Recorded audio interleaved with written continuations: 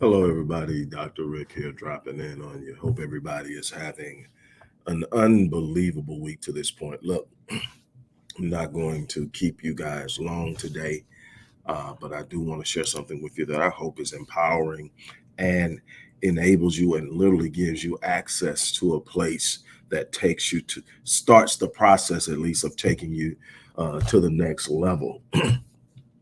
Forgive me. I have a couple of throat lozenges in, still coming off of this crazy sinus infection. It's giving me the business. Uh, but I think I'm on the back end of it. Definitely was a lot worse last week. Um, Look, one of the things that uh, I want to encourage you to do is to start eating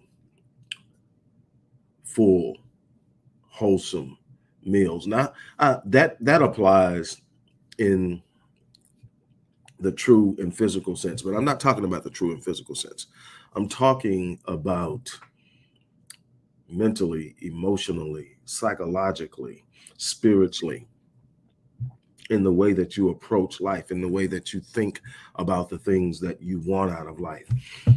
I want you to picture a lion uh, in the Serengeti, in the open terrain of their habitat. And imagine a lion that is committed to chasing and eating field mice because it's an easy kill.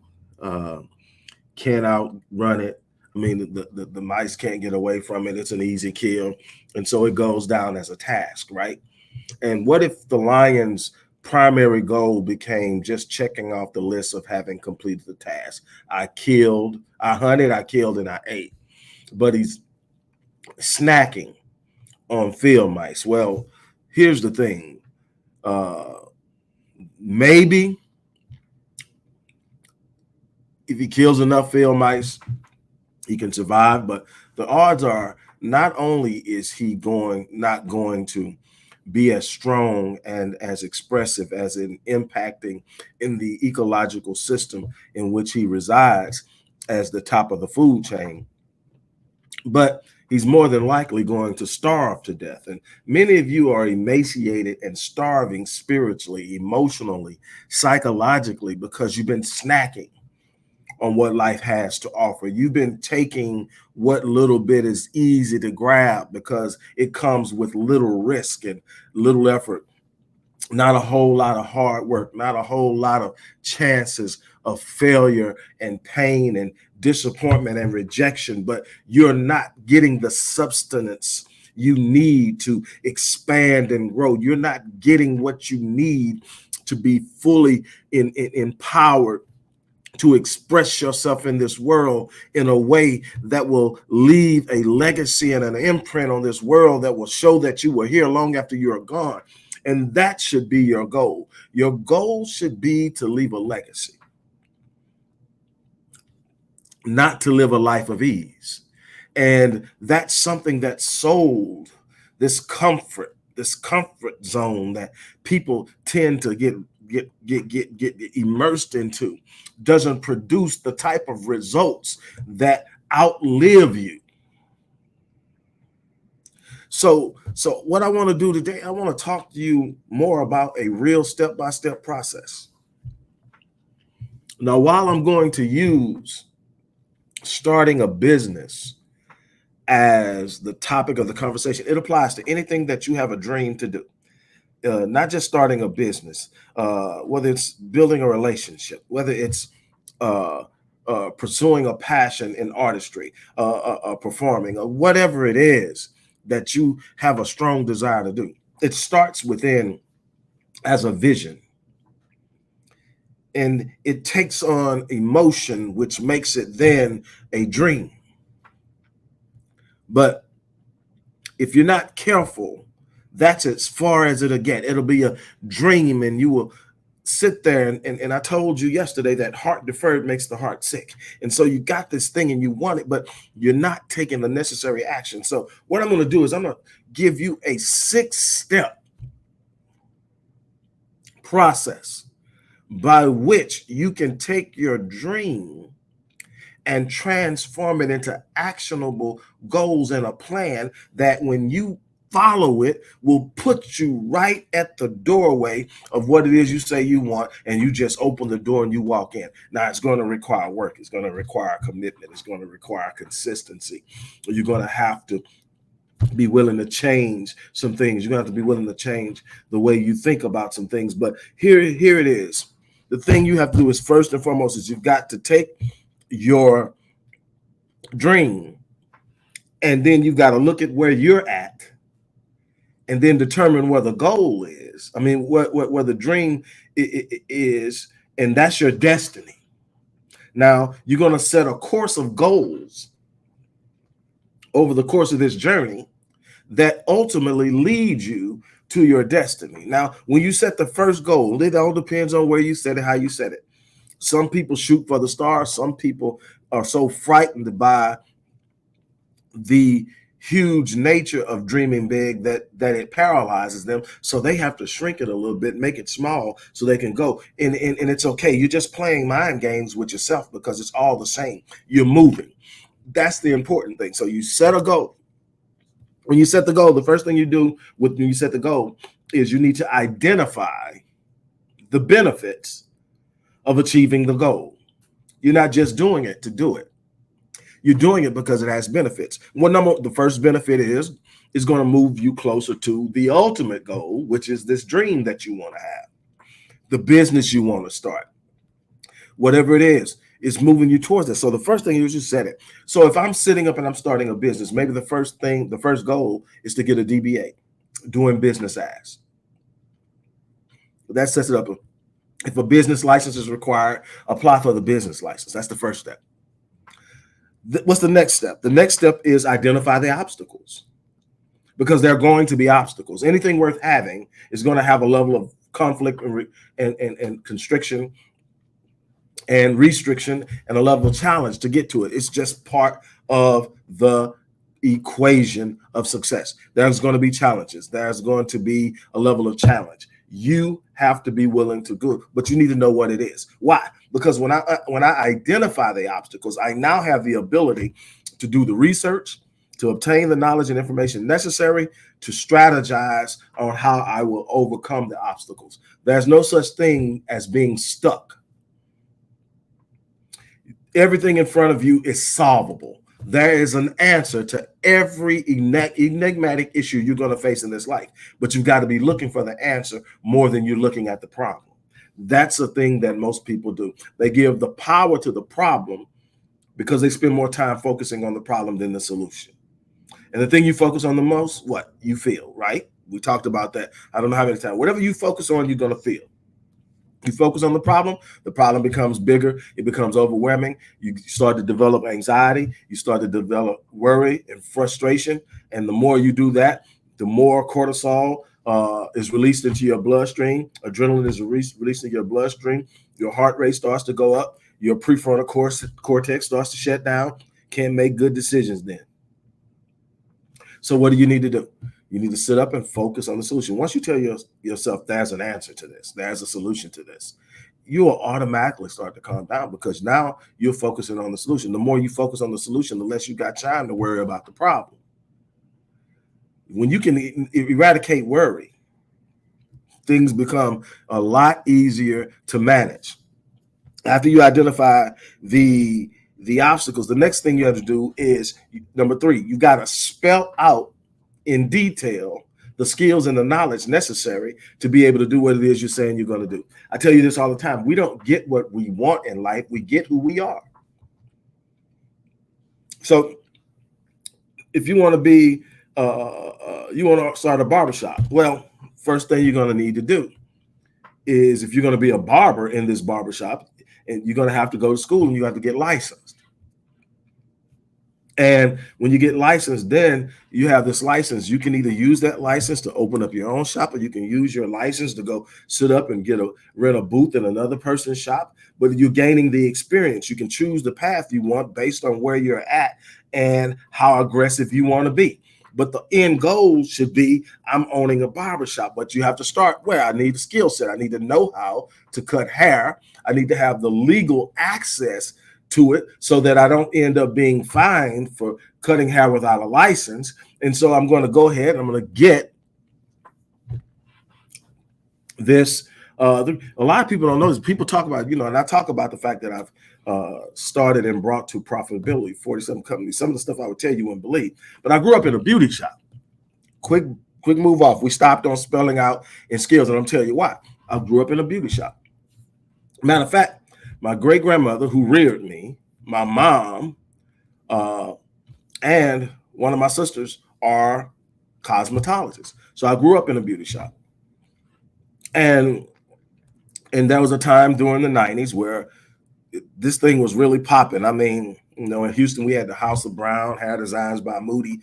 These guys I knew. My mom worked in the House of Brown, and Alfred Moody and I went to the same church.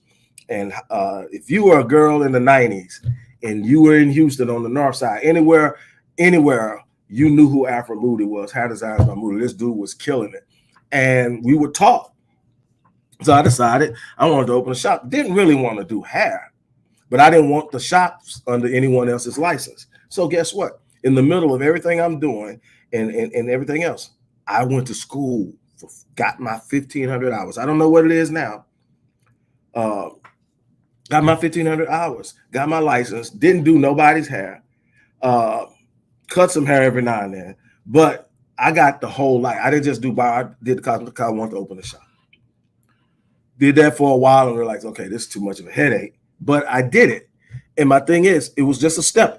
That's a method I use to everything I do. Okay, if I want to do something, what's the next step? I ask myself the next step. Then I ask myself, what's the benefit to it? Is the benefit great enough for me to go through what I'm going to have to go through? That's why I check the obstacles. The obstacles is, I need to know the obstacles so I can create a strategy. But the obstacle also tells me the price I'm going to have to pay. Does the benefit outweigh the price? It's simple mathematics on an emotional level. And so I just want to share that with you. Then what else do you have to do? You have to identify who you're going to work with. One of the biggest things that I tell people, don't fall for that self-made myth. I'm a self-made millionaire. I'm a self-made man. Nobody gets anywhere in a social culture, in a social society, without having someone who did something for them. Now, you may not be in a partnership with someone, but you're going to need to have connections in order to be able to get things done. You're going to have somebody that you can glean from. You're going to have a way of accessing knowledge. You're going to have a way of getting what you need to move forward. Find out who your core people are going to be. Start cultivating those relationships. Then the plan of action. This is where a lot of people balk. The fifth step, a plan of action. A plan of action is, this is what I'm going to do today. This is what I'm going to do tomorrow. This is what I'm going to do. And the whole thing is, you don't have to overwhelm yourself. Me, I aim from the stars. So every morning I wake up and my day's full because I'm not going to leave the day with stuff I could have done. That's just the way I'm built. I'm going to wake up and I'm going to go out and I'm going to do what I need to do every day. So I'm shooting for the stars. And what it does is, very rarely do I hit what I'm aiming at, because I aim it so high that it would just have to go perfect. Everything will have to fall in line, and life doesn't do that. But what it does do, it means I didn't leave anything on the table because I was just sitting around taking it easy because I didn't have a whole lot on my table to do. Well, I'm just doing this today, and then I'm sitting around. Those seconds, 86,400 seconds, 24 hours in a day, you don't get them back. You do not get them back. There's a whole bunch of people talking about they want to start businesses. Well, what are you doing about it? What steps are you taking to start businesses? These steps will get you moving and get you aware, but you got to be in a situation where you create an actionable step. What I'm going to do today? I'm going to do this, this, and this, and this today. Find a pace that you can keep up, that challenges you, but does not overwhelm you to the point that it shuts you down. I don't have that point. I'll go until I drop before I quit. That's just the way I am. So I have to be very careful on the front end of choosing what I'm going to do, because once I'm in, I'm in. And so I got to be very careful of what I can say. That's why I had to learn how to tell people no, because it's only so much I can do in a day. And if I've committed to doing something, then I've got all this stuff on my table and I'm going and I'm going and I'm going. And there has to be a time for me. There has to be a time for my wife. There has to be a time for my kids. It's immensely important that you get this. And you know what the biggest thing is?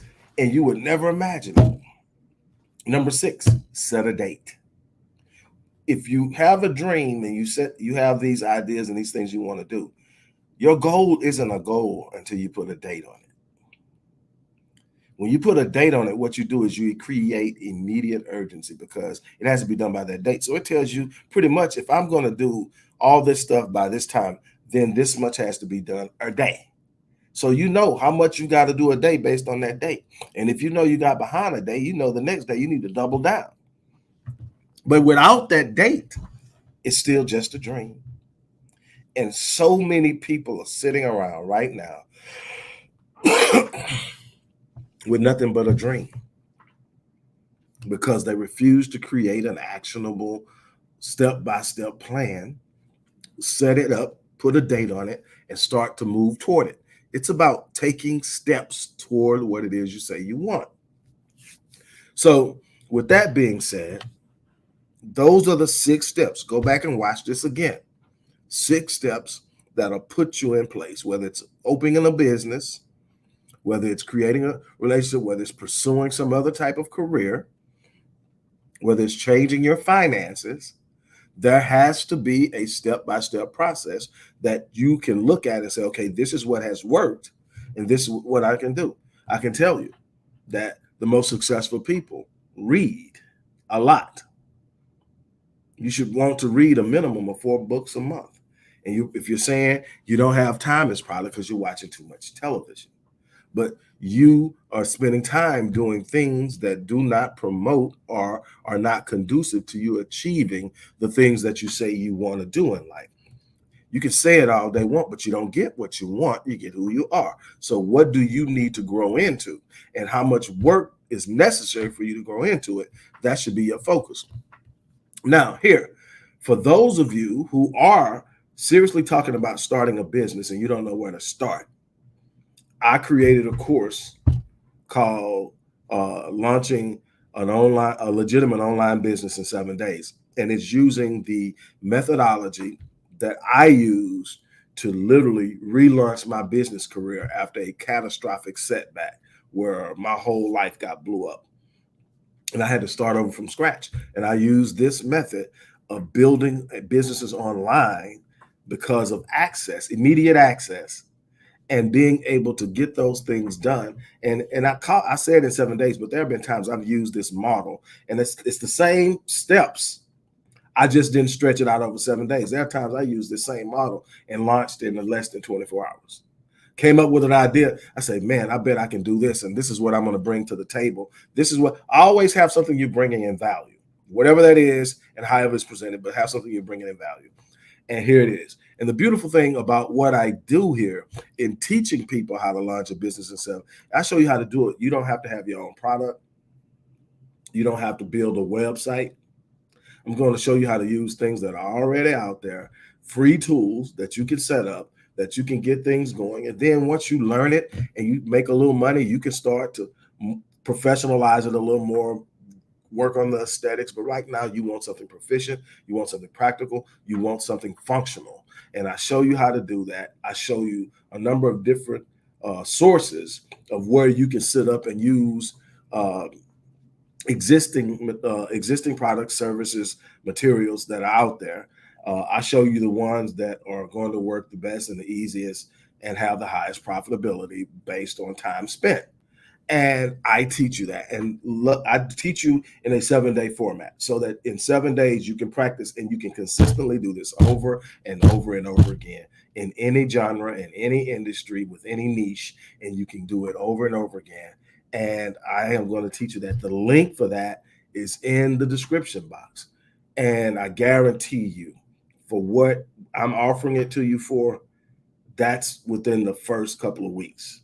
You should be able to earn that back. Now, again, Results aren't typical. And I have to say this as a disclaimer, because the reasons results aren't typical is because people aren't typical. People work how they work. I work.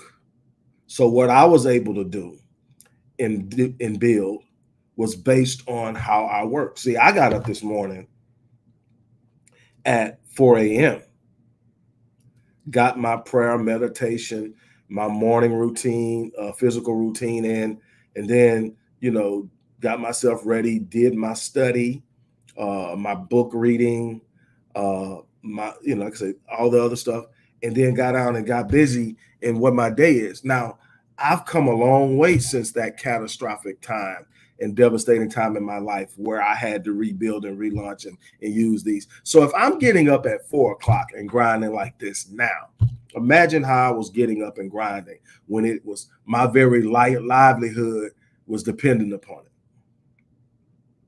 So that's the results I got because I grind, I work, uh, I go after it, and it's not about ease. Again, people, it's about reward. It's about getting something for what you put in, not expecting something for nothing. So again, for those people who really truly seriously talking about something, and this doesn't have to be your main gig, it could turn into it if you do it a certain way, or you're passionate about it, or you find something. This doesn't have to be your main gig, but it can be supplemental income. Because what I can tell you is that the global job market is shifting. The traditional market is almost non-existent. The way we used to do things is quickly changing, and we're going to have to be able to adapt. It's nothing like being in control of your own. It's nothing like being in control of what it is you want to do. And I can help you do that. I would love to help you do that. The link is in the description box or the post box or wherever it is you're watching this video. So click the link, sign up, and we can get your start date set and get you on the road. On that note, I'm out of here. Everybody have a great day. As I always say, I live my life on full so that when I leave this place, I die on the end. I challenge you to do the same thing.